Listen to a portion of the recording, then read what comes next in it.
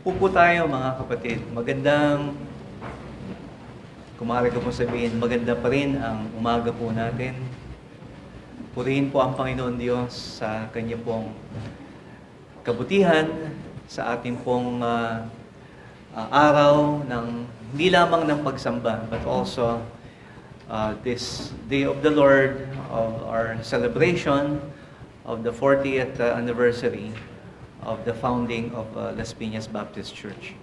So inaasahan po natin na tayo po ay lahat ay nakafocus po sa Panginoon habang tayo po ay nagbabantay at nagiging steadfast at handa sa ating pong mga haharapin po sa ating pong bansa.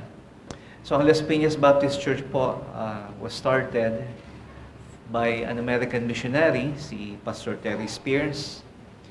At siya po ay ginamit ng Panginoon at ang kanyang pamilya po to plant this church, yun nga po, noong 1977. So, ang gathering place po natin originally was near sa Pelayo Village po, exactly almost where, kung saan nandun po ngayon yung Robinsons.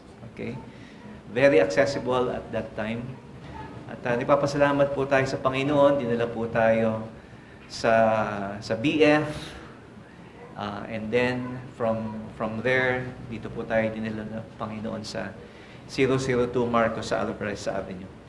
So, just to give you an idea po, and ever since po, we have celebrated ito pong ating anniversary in the month of Thanksgiving during the second Sunday of November.